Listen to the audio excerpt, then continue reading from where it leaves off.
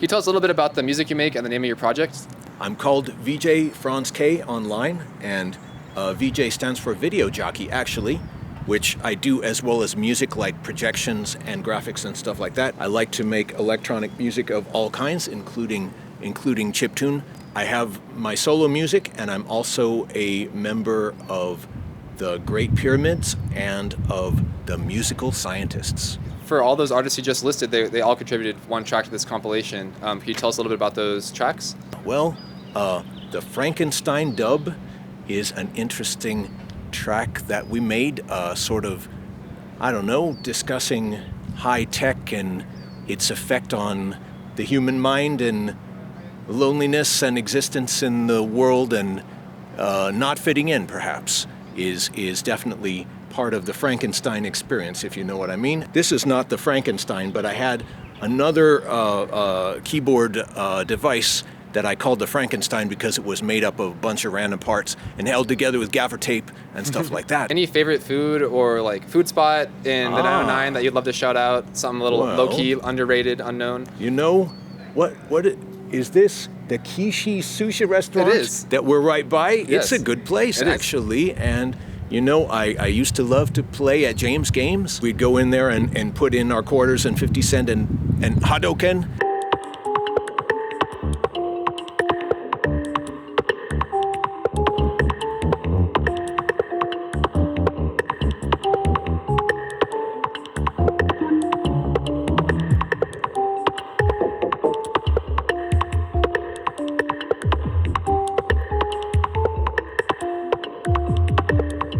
You know, it was a really great gathering place, and I guess it's a sign of the times that these physical meeting places are closing, being replaced by online gaming lobbies or whatever. You know, the other thing it was funny is we're all trying to find it. We're like, take us to James Games in Upland, California. It's like, humans cannot go to a business that is closed. The journey has no purpose. Consumers cannot go to a business that... And you know, that just reminded me yet again of AI is so amazing, and yet it still doesn't totally understand something like that is totally obvious to us. Yeah, why would you ever want to go somewhere that's closed where you can't spend your money? Exactly right. I mean, isn't that why we exist? From their point of view, maybe, I guess it is, you know, they're... So right, they don't have artificial general intelligence yet.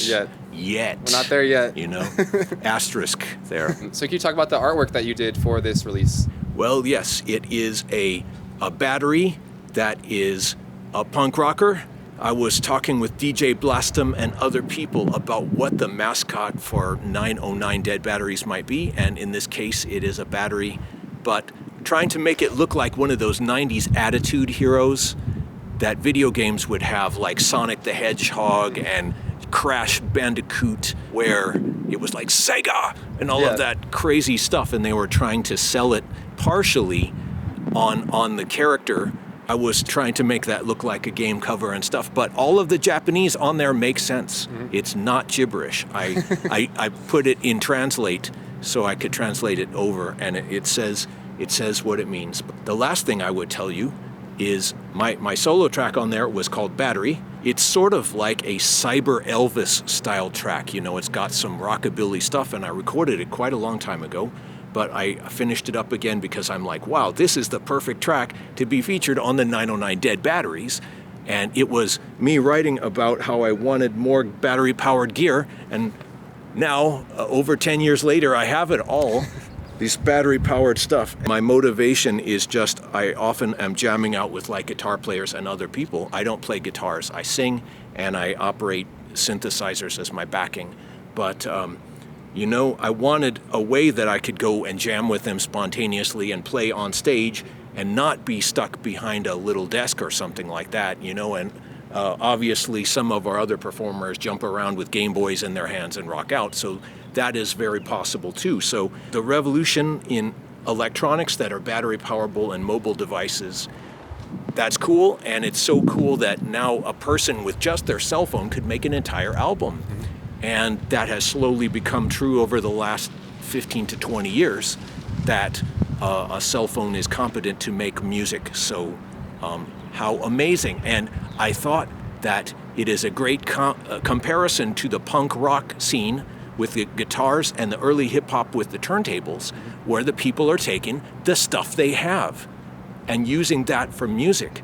You know, in the folk music, they'll take a washboard and make it into music. So this is us in the 21st century taking our devices and other stuff and using it for musical and self-expression purposes. I've got a few different rigs, and this is the lightest, smallest one, but it also has the most technical problems at this point. We'll plug that one into here. Hey, hello. This thing doesn't work that well.